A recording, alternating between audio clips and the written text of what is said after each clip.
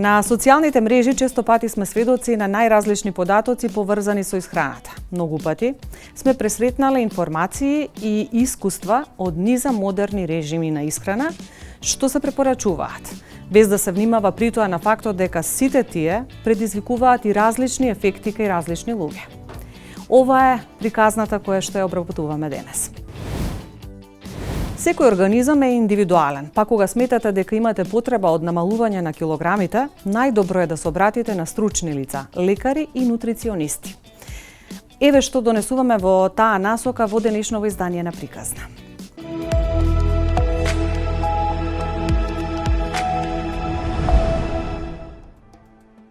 На социјалните мрежи честопати сме сведоци на најразлични податоци поврзани со исхраната. Многу пати сме пресретнали информации и искуства од низа модерни режими на исхрана што се препорачуваат, без да се внимава на фактот дека сите тие предизвикуваат и различни ефекти кај луѓето. Суштински, кај нас генерално, па и во светот, впрочем, многу погрешно се интерпретира зборот на диета. Диета всушност означува начин на исхрана. Сервираните диети имаат фокус на брзо губење килограми, но станува збор за нестручни диети, чие следење може да биде опасен тренд кој може да предизвика сериозни здравствени проблеми. За жал, во едно конзумерско општество во кое што сме веќе со децении, постојат одредени начини на исхрана кои го завземаа зборот диета и кои што се однесуваат на одредена типизација на начинот на исхрана. Па под диета денес подразбираме протеинската диета. За мене неоправдано протеините стана нешто за кое што се разговара постојано, се злоупотребуваат. Кето диета, автофагија, значи монодиети. И за жал диетата се подразбира всушност некој таков протокол на исхрана. Што значи дека да, оние диети популарни и најчесто брзи се многу опасни по здравјето. За жал, скоро секогаш жртви на вакви трендови се тинеџерите или млади адолесценти, но секако не се исклучени ни другите генерации. Децата се, ајде да кажеме, најфрагилниот дел во кога зборуваме веќе за намалување на телесна тежина.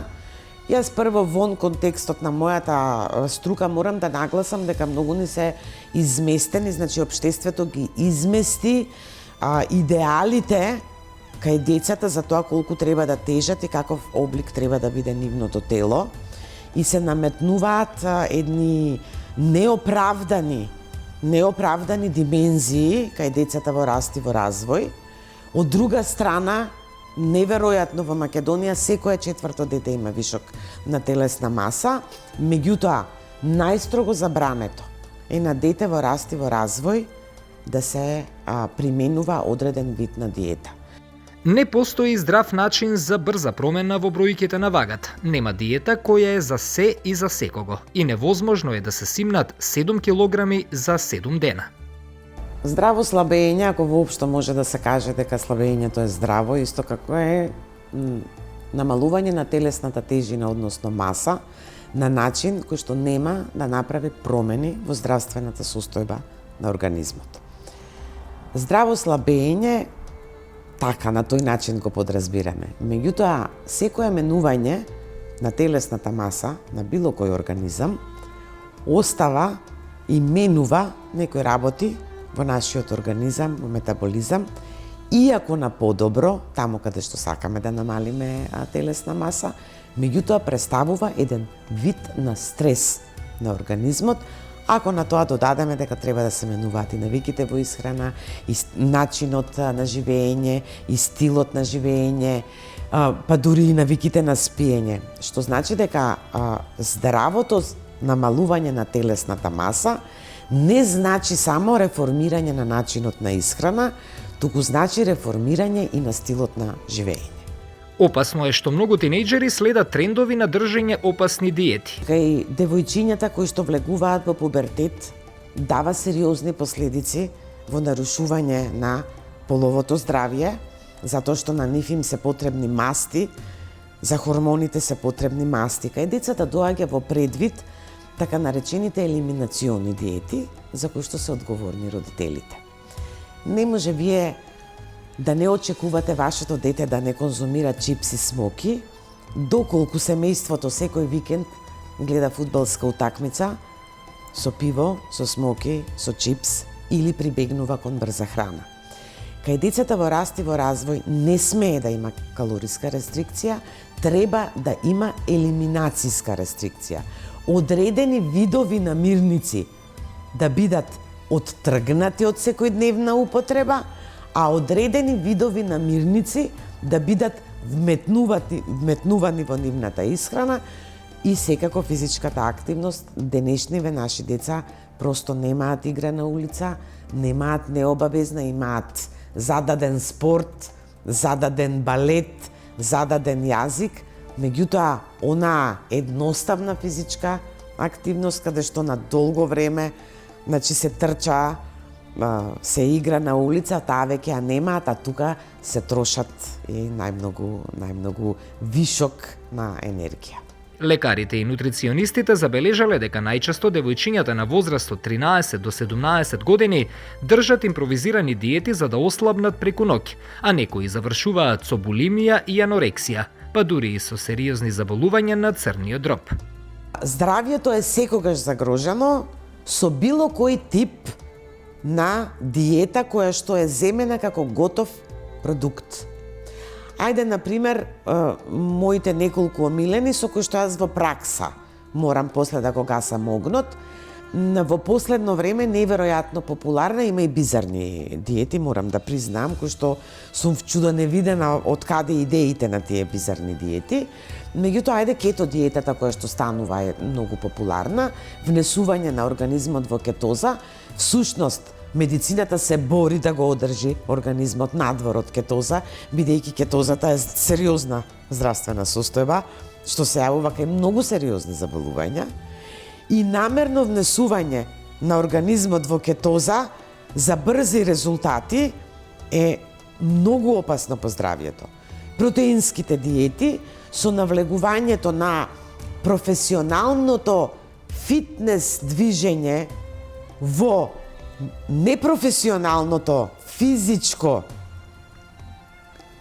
да кажам, ајде, спортување, многу голема популарност протеинските диети. Протеинските диети кај луѓе кои што не се професионални спортисти, јас исто во пракса се соочувам, секогаш завршува непожелно по многу важни органи во нашиот организам. Тука страда жолчката, честопати страда црниот дроб, најчесто ја губиме цревната флора со протеинските диети. Автофагијата е исто опасна по здравје за одредена група на луѓе. За да вие покренете автофагија, треба сериозно гладување. Значи, тоа не смее да си го дозволи група која што има инсулинска резистенција, која што има диабет, која што е веќе тип 1 диабет, одредени други заболувања не смеат да помислат на автофагија, и сериозна автофагија не се состои од 10 часа гладување и 12 часа гладување, а другите 12 прејадување. Сериозна автофагија треба да биде, веламе, сериозно изгладнување на организмот и треба да биде строго под медицинска контрола. Медиумите во Србија и Хрватска пишуваат за опасен тренд кој го наметнаа сестрите Кардашијан и милијардерот Илон Маск. Станува збор за користење на лек за диабет Оземпик. Покрај тоа што поради овој бизарен тренд ги загрозуваат диабетичарите на кои им е потребен овој лек, оние кои го следат овој тренд за слабење, сериозно го загрозуваат и своето здравје. Лекарите апелираат до сите кои го користат за слабење што поскоро да прекинат, бидејќи во спротивно може да имаат бројни несакани здравствени последици. Се нагласува и дека кога ќе престанат да го користат, килограмите што ги изгубиле ќе се вратат многукратно. Нарушување на свеста, хипогликемија, проблеми со срцето се само дел од опасностите кои им се закануваат на оние кои вбризгуваат Оземпик на своји раце. А она што нас најмногу не тангира како лекари кои што работат со луѓе со диабетес е дека заради овој тренд луѓето со диабетес се соочуваат со сериозен дефицит на лекот на глобално ниво. Секој организам е индивидуален, па кога сметате дека имате потреба од намалување на килограмите, најдобро е да се обратите на стручни лица, лекари и нутриционисти. Тие секогаш прво ќе направат прецизен преглед и процена на здравствената состојба, па врз основа на утврдените параметри ќе може да направат прецизен план на исхрана кој соодветно ќе одговара. Квалитетот на режимот на исхрана се проценува според балансот на нутритиентите, а не само од видот и енергетската вредност на храната. Добра, здрава и балансирана исхрана подразбира употреба на биолошки вредни прехранбени производи кои можат да ги задоволат енергетските потреби и да обезбедат квалитетен и квантитативен внес на важни хранливи материи.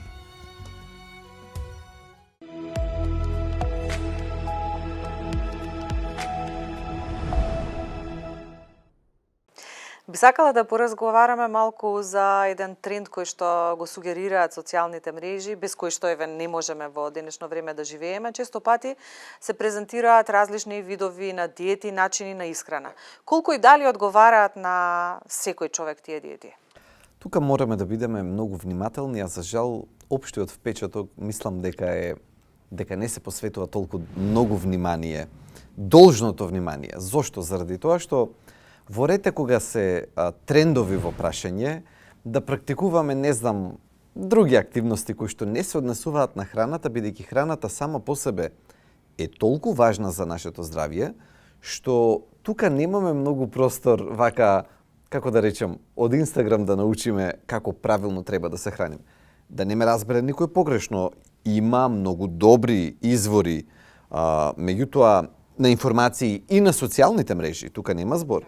Меѓутоа, за жал, чинам дека тие се вака распрснати во едно море од погрешни информации. И затоа човек упатно е доста да внимава од кои извори ќе се информира кога е во прашање здравјето, бидејќи храната кога зборуваме неминовно ја врзуваме дефинитивно со здравјето. Проблемот дотолку повеќе се нагласува кај осетливите групи. Велам осетливи групи во смисол деца, млади, луѓе со одредени хронични состојби.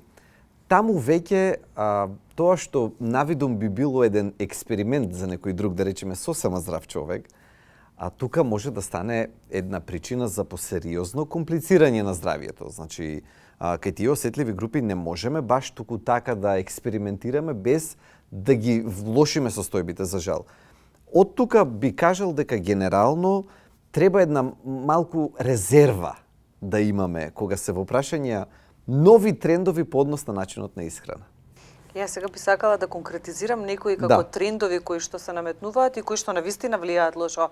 Долгорочно, можеби краткорочно ќе се симнат килограмите, но долгорочно ќе се оштетат органите. Многу убаво го поделивте тоа, заради тоа што тука треба да внимаваме на двата момента, и на краткорочните и на долгорочните ефекти.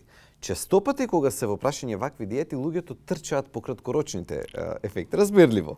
Лето доаѓа или како и да се други, или нетрпеливи сме. И тоа е се во ред, разбирливо е, човечки е. Меѓутоа, тука има еден голем извичник кој што се однесува на долгорочните ефекти. Така, например, постојат начини на исхрана кои што во моментот ќе дадат ослабување, ќе дадат да се намали телесната тежина и сето тоа, меѓутоа на долг рок, како ги спроведуваме, ризиците се умножуваат само за неколку месеци. Од наједноставни, велам, иако не се едноставни, на недостатоци или медицински кажано дефициенции, кои што можеме да ги направиме со такви начини на исхрана, па до многу поголемо комплицирање на здравјето. Например, на Балканот во моментов е еден тренд интересен, кој што се наметна како резултат на тоа што го популаризира Илон Маск, Кардашијан во своето шоу, се зема лек кој што се дава на диабетичари, поточно се боцка за да се ослаби, но се занемаруваат контраефектите и од друга страна се занемарува фактот дека исто така им наштетуваме на тие на кои што навистина им требаат тие лекови. Така е, тоа во медицината има и термин кој што се однесува, така наречено off-label или не пропишана дејност според која што треба, односно не треба да се земе тој лек. За жал, такви трендови се популаризираат од немедицински лица кои што својата популарност како платформа ја користат за да ги презентираат. Може би дел од нив и не сакаат да направат лоша услуга на тие што ги слушат и што ги гледаат. меѓутоа за жал ефектите се тоа. Значи, дури човек и кога мисли дека добронамерно сака да сподели, за жал, ако не е стручно лице, не може да ги знае вистинските последици на својот совет. И од тука треба голема предострожност и кај самата јавност по однос на тоа дали од Кардашијан или од било кој друг, да речеме, без никакво подценување, да не се разбереме погрешно. Меѓутоа, кога е здравието во прашање, стручниот совет сепак има вистинска причина зошто е таков. Тие лекови кога се земаат носат многобројни ризици. Хипогликемијата е само еден мал ризик кој што може да се случи. Зошто? Хипогликемија, нели, моментално паѓање на шеќерот, да го објасниме. Тоа може некому само да му помине со едно тресење на раце, непријатно чувство и ќе јаде и тоа ќе се подобри во рок од неколку минути, 15-20 од прилика. Но, кај други луѓе, хипогликемијата може да направи многу поддраматичен развој на настаните. Од губење на свеста до, нели, да припадне човек, вака народно кажано, но тоа да се случи во момент на возење кола. Значи, еве сега гледаме, знаете, кога вака ќе си каже човек, па тој лек е за... и ќе си го објасни на едноставен начин, сакајќи, например, да ослаби побрзо. Меѓутоа, ако ќе почне да навлегува во тоа што се може да се предизвика на тој начин, ќе ја свати сериозноста на нештата. Во својата изјава Нико Бекјаровски поточно на неговиот Facebook профил посочи на исто еден опасен тренд кај младите. Да. Во кој што се користи некоја диета која што на дневна основа вклучува неколку јајца и огромно количество на вино. Да. Исто така тој откри дека имаме ситуации во кои што се земаат не само лекови, дури и дроги. Колку е ова опасно за младите луѓе? Тука веќе се отвара Пандорината кутија. Значи, до толку повеќе што сум видел и случаеви на нарушување на односот кон храната како последица само на една таква епизода. Во која смисла нарушување на односот кон храна? Особено, нели, кај помладите, кај девојчињата. Една таква епизода на испробување на вакво нешто може да го наруши односот со храна и да отиде кон некое заболување во однос на булимија, значи нарушување на самата перцепција за себе си, на потребата за храна. И тука веќе шегата е однесена многу одамна. Сакам да речам дека има и поопасни трендови, за жал, на тој тип на социјални медиуми. И само предострожноста и на родителите, ако децата веќе се во прашање кои што не можат, да речеме, немаат знаење за да проценат до каде е, како е, тогаш родителите се тие кои што на еден начин мораме да се вклучиме и да едуцираме, и да пазиме, и да подсетуваме и да кажуваме упорно на оваа тема, заради тоа што влијанието на врсниците е многу големо и тој тип на трендови кои ќе ги зафати младите е како пожар и се шири. Дечињата меѓусебно си ги пренесуваат, не мислејќи дека ќе си направат голема штета, меѓутоа за жал кога ваков тренд ќе налета кај дете со поосетливо здравје, тогаш последиците може да бидат многу лоши. Дали исклучувањето на одредени намирници, например, кога се јаде само јаглехидрати или се јаде само протеини, дали и тоа има штетен ефект? Еве во моментов кај оние кои што вежбаат, често се сугерира дека протеинската исхрана може да биде добра за одржување на добро мускулатура, добро тело. Така, ве разбирам. Знаете како, тука има еден општ проблем кога е исхраната или нутрицијата во прашање. Тоа е проблемот на, стручно кажано, симплификација или вопростување на нештата драматично. Сепак не треба да заборавиме дека станува збор за една доста комплексна наука. И сега човечката природа е таква која ќе слушнеме поедноставување, ова е добро, ова е лошо, тоа јади, тоа избегнувај и нели така лепи, да речеме, звучи логично. Меѓутоа, сите тие такви драматични поедноставувања може само да му направат штета на човек. Например, еве да речеме, тоа многу проширено објаснување, што не е, за јаглехидратите дека се штетни. И сега тоа е толку упростен начин кој што не се одвествува со научната вистина, кој што, например, ние треба да разбереме дека нашето тело на енергетски план пред се потпира токму на јаглехидратите. Мозокот и мускулите, ако бидат оставени природно да бираат, најнапред ќе одберат таква храна по потекло јаглехидрати. Се разбира, тие имаат метаболички капацитет да преминат и на друго, меѓутоа не е тоа примарната цел. Примарната цел е, или природата како што дала, е јаглехидратите да не бидат основна енергија, изворна енергија во текот на денот. Протеините имаат свое многу јасно место. Да, човек кој што интензивно вежба, например, ќе дојде кај мене човек, треба да разговараме за начинот на исхрана и сега јас кога ќе го слушнам степенот на физичка активност, тоа мене ќе ми биде поттик на тоа колку ќе дадам протеини или нема да дадам протеини во исхраната. Меѓутоа, ако човек практично не вежба или нема некоја поинтензивна физичка активност, земањето на голема количина протеини во денот практично нема никаква смисла. Зошто?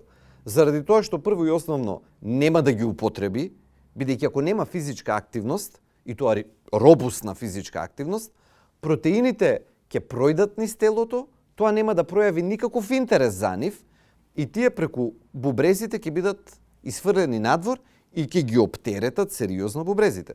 Значи, земањето протеини има смисла, апсолутно да, меѓутоа тоа треба да биде во комбинација со сериозна физичка активност.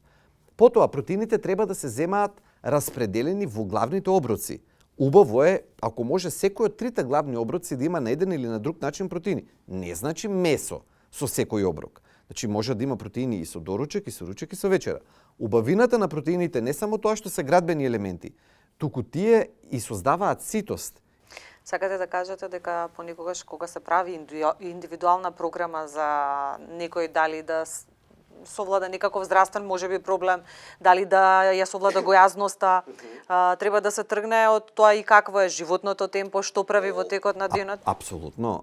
Знаете како, тука има доста поединечно многу прашања кои што треба да се одговорат и кои што го водат тој кој што го дизајнира начинот на исхрана. Сега, например, сосема од старт треба да кажеме дека едно е да се прави програма за исхрана, начин на исхрана за лице кое што само треба да ја намали телесната тежина, а сосема поинаку е ако зборуваме за лице кое што покрај намалувањето на телесната тежина има присуство на така наречени коморбидитети, дали диабет, дали било кои други кардиоваскуларни болести, па метаболичен синдром присутен, холестероли, притисоци, значи тоа се две сосема различни работи.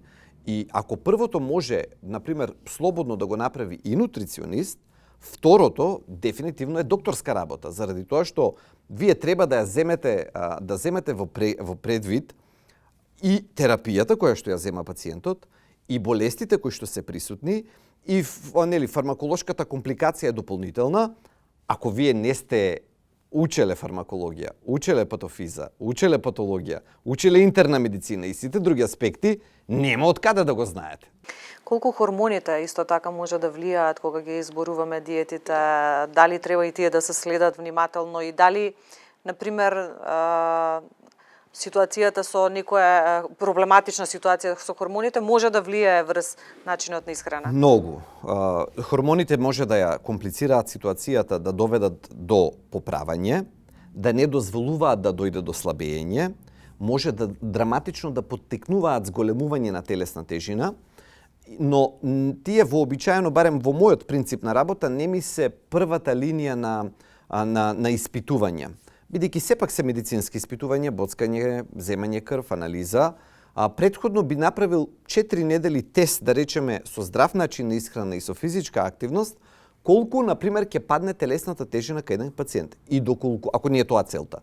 И доколку телото примету, и со искуство, тоа можеме да видиме, ако приметам дека телото дава отпор и дека тоа не оди баш туку така како што би било очекувано, а пациентот се придржува, тогаш следниот чекор е испитување на хормоните. Во прва линија тироидните хормони и инсулинот. И едните и другите знаат да бидат извонредно, како да речам, виновни за ненамалувањето на телесната тежина. Особено инсулинот кога е во прашање, ние имаме една многу честа ситуација на хиперинсулинемија кај нашето население, која што практично не се ни проверува толку во детали. Не дека е рутинска анализата на инсулинот од колегите да бараат. Меѓутоа, чинам дека има многу често превид кога е во прашање проверката на инсулинот и откривањето на присуството на хиперинсулинемија. А високото ниво на инсулин, настрана што ќе даде медицински компликации, пациентите ќе го препознаат по тоа што имаат многу голема потреба за благо. Тоа е таа типична карактеристика за високите нивоа на инсулин, но тоа си е веќе медицинска состојба која што треба да биде третирана и со исхрана, и со физичка активност, и по потреба со фармакотерапија. Како да се научиме дека здравиот начин на хранење, правилното комбинирање на намирници е многу подобро и долгорочно и за нашето здравје наспроти брзите диети? Човек просто треба да си каже дека ако сака долготрајни резултати, треба да применува долготрајни методи. Краткотрајните методи ќе дадат краткотрајни резултати. И толку едноставно. Значи, ние не можеме со месец или два било каква диета да решиме долгогодишен проблем и кога ќе се вратиме на стандардното, на старото, да очекуваме дека нема и проблемот да се врати. И проблемот ќе се врати.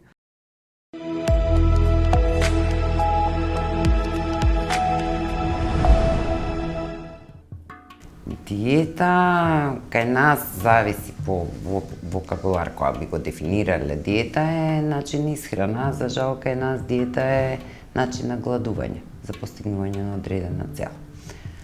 Имаме различна перцепција од светот диета од здрав и правилен начин на исхрана, што значи оној момент аголот од кој што го гледаат зборот диета, за мене е едно, а за некој друг е сосема друго. Така да повеќе би милувала да кажам здрав и правилен начин на исхрана отколку диета. Или кога ќе кажат јас сум на диета, мене ми е секогаш тоа нешто што е импровизација во однос на исхраната и она што го јадем и што го пием. Многу е важно каков е пристапот кон храната. Значи, некои обично се ставаат на диета некои кои што сака да намали килограми, кои што преку ноќ или за еден извесен период се енормно зголемени и да со начин на гладување постигне ефект на симнување на килограми кои што според мене е нездраво. За да решиме одреден здравствен проблем, да симнеме килограми, да качиме килограми, потребно е да знаеме со што располага нашиот организам и да имаме индивидуален пристап, што значи унифицираност во се она што ќе се прочита, не знам, по сајтови, по доктор Google или било каде, или чести се прокламираат диетите на познати и славни личности, или за од една недела се симнуваат 15-16 килограми, што е за мене тоа убитачно темпо и нешто што е невозможно. Одговорно тврдам, особено кај некој кој што има ниска базична тежина и треба да симне одредени килограми. Значи, нити постои фамозно апче за да се симнат килограмите, нити постои гладување за да се симнат килограмите, нити пак постои нешто што преку ноќ ако го решава зададениот проблем. Физичкиот изглед кај нас во многу ситуации е многу поважен отколку тоа како внатрешно ние се чувствуваме. Секогаш е примерна убавината која што доаѓа од надвор, а никогаш од внатре, што е многу погрешно. Кога некој може да ги симне килограмите и да ослабне, а едноставно да целиот систем кој што е го наруши, не само имунолошкиот, ендокриниот систем, метаболните промени, да направи недостаток на витамини или минерали, така да не е на здрава основа, да изгледа фино и да биде, да се врати самодовербата и егото, меѓутоа внатрешно цел метаболизам да биде пореметен и да има дисбаланс и да не биде свесен.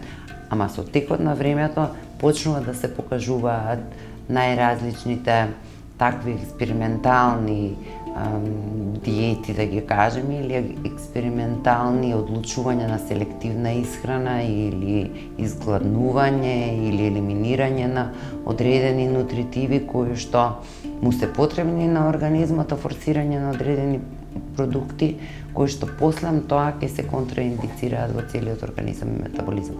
Така да многу внимателно за секој оној кој што ќе реши да направи некаква промена во исхраната, да тоа се биде на здрава основа и да биде испитано и истражено, стручна помош под надзор, затоа што има луѓе кои што се занимаваат со сето тоа.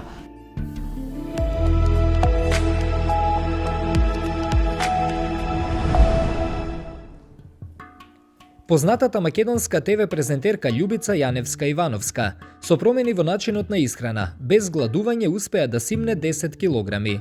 Вели дека се почнало со идеја за краткотрајна диета, за да денес тоа и стане начин на живење. Па веројатно додека не дојдов во ситуација дека треба да симнам неколку килограми или поточно 10 килограми, ако ме прашавте тогаш, ќе ви кажав дека е диета. Меѓутоа, по симнувањето на тие 10 килограми, сега слободно можам да кажам дека тоа е начин на живот и треба да биде начин на живот, со оглед ако одлучите да ги симнувате килограмите со професионалец, односно со нутриционист, тогаш навистина сваќате колку таквиот начин на исхрана е добар за вашето здравје пред се и како тоа ви дава енергија за текот на денот и колку е тоа добро за понатамошно функционирање на долгорочен план за вашето здравје. Така што од овој аспект сега, по одржаната диета, веќе стана и мој начин на живот. На социјалните медиуми може да прочитаме за разни диети со кои се симнуваат килограми за само неколку дена. Често читаме и за диети на познати личности кои луѓето ги практикуваат на своја рака. Но сето ова предизвикува јојо ефект и носи ризици по здравјето на луѓето. Пред да се обратам на нутриционист, ми се случи токму тој јојо ефект, во кој што според таа диета требаше за не знам колку денови да изгубам 3 до 5 килограми. Се случи тоа, меѓутоа морам да признам дека ги вратив тие 5 килограми 3 пати. Значи 15, така што затоа и се одлучив да бидам во комуникација со нутриционист кој што ќе ми помогне многу полесно и поедноставно. Да велиме дека е полесно и поедноставно, меѓутоа да го промениш комплетно начинот на исхрана и да ти стане начин на живот, навистина бара трпение, бара напор. Сите се соочуваат со предизвици кога прават промени во исхраната. Кога се обратив на Емилија, прво нешто што ја кажав, неколку работи кои што не ги јадам, затоа што ако ми ги стави во диетата, односно во начинот на исхрана, дека можеби ќе потклекнам, а не сакав да го сторам тоа. И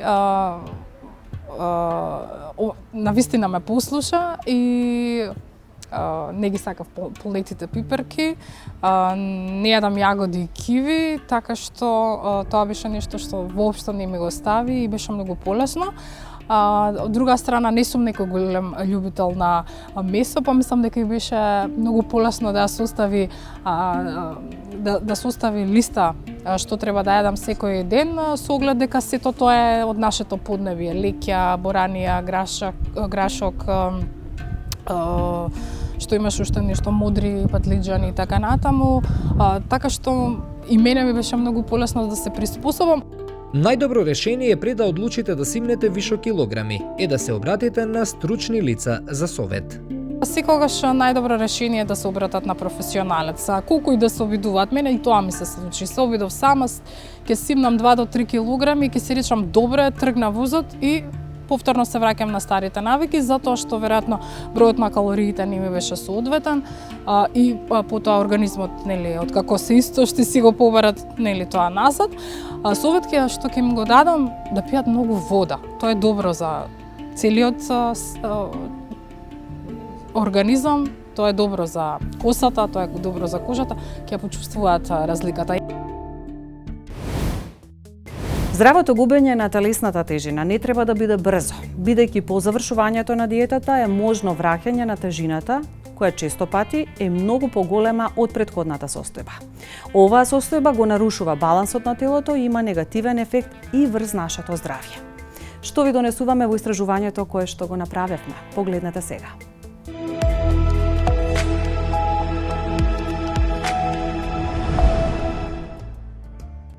Подготовката на енергетско-диетален профил за секоја индивидуа одделно е сериозна. затоа што мора да биде водена од моменталната телесна маса, телесна висина, години на старост, професија и други слични параметри кои се многу важни.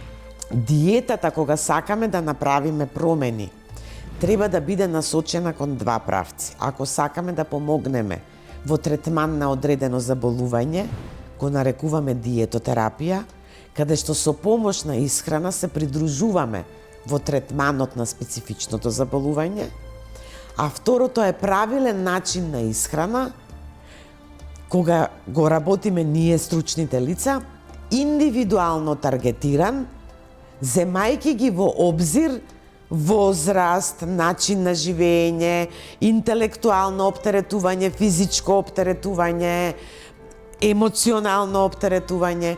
И тоа би требало да биде, значи, всушност, она што ние денес го познаваме како диета, од проста причина што кога менуваме некои работи, треба да бидат индивидуално таргетирани.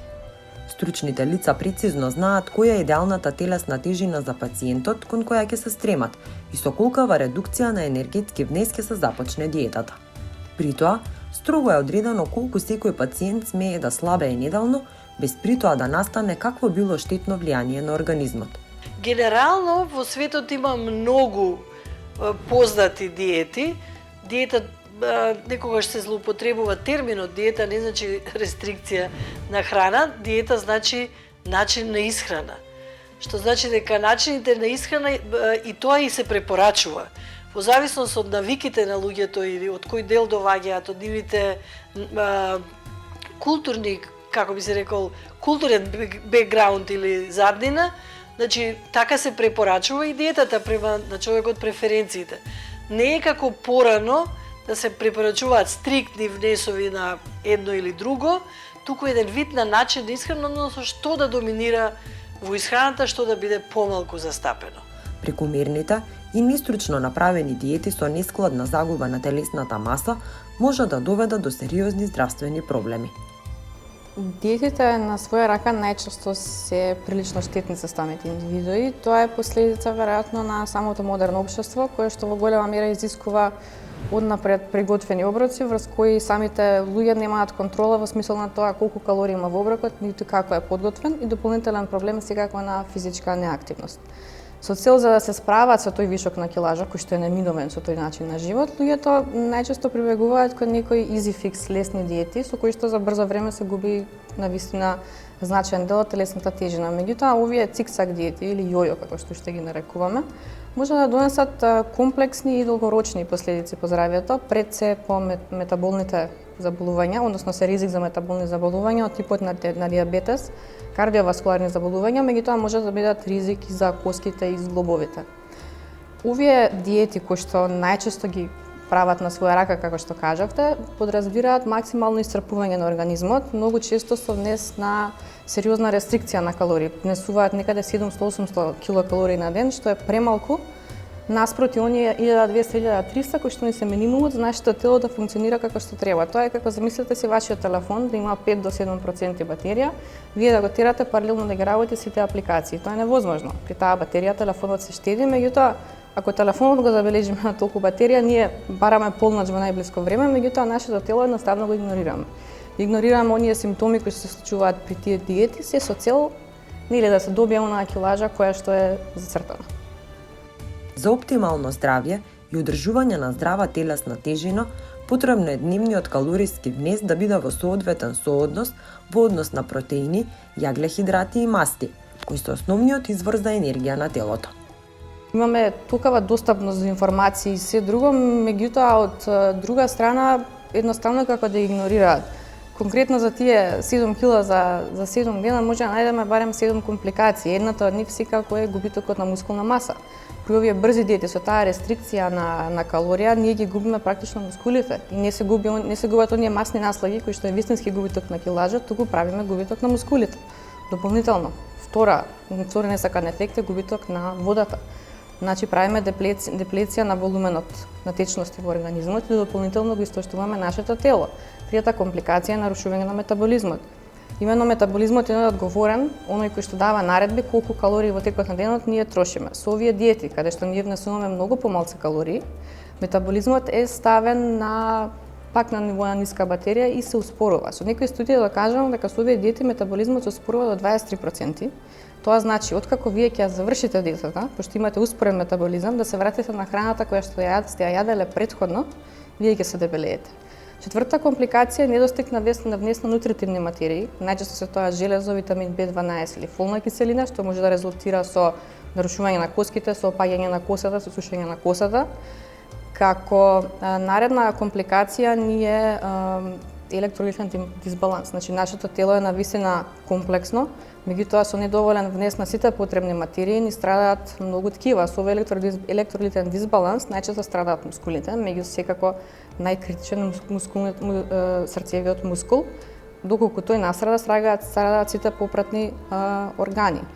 Дополнителна компликација може да се камчиња во жолчното кесе, затоа што кога не јадеме, дигестивните сокови во жолчното кесе практично стојат неупотребени, се претвараат во камчиња. Друг ризик фактор во овие 7 за 7 е заморот, хроничниот замор. Значи, тој хроничен замор подразбира постојано функционирање на ниска батерија, како во мобилниот телефон. И тоа се овие компликации кои што можат многу да допринесат за здравјето во смисол да ја намалат способноста на организмот да реагира на природниот биолошки стрес и да ја нарушат целата хомеостаза. Тоа значи дека ние веќе имаме нарушен метаболизам, имаме нарушен имунитет и практично нашето тело страда без да сме свесни со цел да се постигне некоја естетска компонента. Многу е битно да се изберат квалитетни нутриенти, значи односно квалитетни видови на храна, и ние овдека можеме да покажеме, меѓутоа има многу убави примери кои што се гледаат, која храна наштетува, која помалку, а која е многу корисна. Меѓутоа секако мора да се води сметка за енергетскиот состав на храната и за количината, значи за големината на порцијата, бидејќи дури и здрава храна, ако се внесува во поголеми количини, има калориска вредност. А колку е нашата тежина, зависи од тоа колку калориска вредност внесуваме и колку трошиме. Процентуалниот удел во дневното мени треба да биде избалансиран. 20 до 35% масти, 20 до 35% протеини, 30 до 50% јаглехидрати. Глобално зборуваме колкавки ни биде калорискиот внес, зависи од пол, од возраста, од степенот на физичката активност. Значи, жените нешто помалку, младите секако повеќе и колку сте пофизички активни може да се дозволи поголем калориски внес. Воглавном земено, за една жена која што има просечна физичка активност, отприлike 1600 до 1800 килокалории дневно би било оптимален внес, за маж сигурно 2000 до 2400 за помлади мажи ако се физички активни. И колку повеќе сме физички активни, тоа дозволува да биде поголем калорискиот внес. И секако за децата се рачуна поинаку, значи отприлike 1000 и плюс 100 килокалории за секоја година до 18-тата година. Тоа би било генерално колку би требало да биде калорискиот внес. Во еден оброк можна и замена на мастите со јаглехидрати или протеини, или пак јаглехидратите да се заменат со протеини или масти. Но протеините не смеат да бидат исклучени од исхраната. Индивидуалните и правилни диета планови кои го изготвуваат стручни лица прецизираат кој ќе биде калорискиот внес во текот на денот, од што ќе зависи и правилното компонирање на диеталниот оброк и составување на дневното мени. На овој начин ќе се променат прехранбените навики, преку точно одреден број на оброци и ужинки во текот на денот и калориски точно дозирани оброци. Индивидуалниот план за исхрана се подготвува практично према индивидуалните преференции на секој поединец кој што ќе се одлучи да побара помош во однос на начинот како да ја избере исхраната. Значи, прво започнуваме со тоа што тој вообичаено јаде, какви му се навиките, желбите, преференциите во исхрана. И после тоа, чекор по чекор, правиме мали корекции односно му советуваме што од тоа е поволно, што е помалку поволно, каква количина треба да избере, кои видови на храна, да речеме, се преферираат или треба да бидат основен дел од исхраната, меѓутоа, повторувам, сепак тоа многу зависи од индивидуалните навики и желби и апсолутно може да се прилагоди на секој човек, бидејќи нема план за исхрана кој што би функционирал за сите. Преку овој план точно се одредува дозволената загуба на телесна маса за една недела, месец или подолг период, што се утврдува преку редовните контроли, кои во иднина ќе бидат и дополнителен мотив на пациентите да ја постигнат постакуваната цел. Основното правило е, ако сакате да задржите добра телесна тежина, е помалку и почеста исхрана. Бидејќи многу често се соочуваме со фактот дека луѓето ќе ни кажат па јас јадам еднаш во денот или два пати во денот, меѓутоа тоа е многу погрешно заради тоа што кога се гладува подолго време, практично следниот оброк ќе биде многу поголем. Значи многу поисправно е да се јадат помали оброци, да не се дозволува да доминира она чувство на глад кога веќе немаме перцепција колку јадеме. И поради тоа секогаш се препорачува да се делат оброците и ова најпопуларното сега или популарно во последниве години интермитент фастинг или само 8 часа јадење, а 16 гладување, повторно ако изедете 4000 килокалории во тие 8 часа нема да слабеете. Тоа е, значи, умешноста е да се расподели храната малце често и да биде добро избрана. Примената на правилна диета, умерено дозираната физичка активност и постојана контрола на телесна маса се основни услови за постепена, но сигурна редукција на телесната маса. И денес, кога има силен притисок да се биде тенок и здрав, многу луѓе посегнуваат по секакви диети и режими, без да навлегуваат длабоко во последиците кои што ќе ги имаат врз сопственото здравје. Секоја промена во исхраната предизвикува промени и во нашиот организам, кои што може да се одразат врз нашето здравје. Денес се обидовме да се едуцираме малку на оваа тема во ова издание на Приказна. Довидување до следната емисија.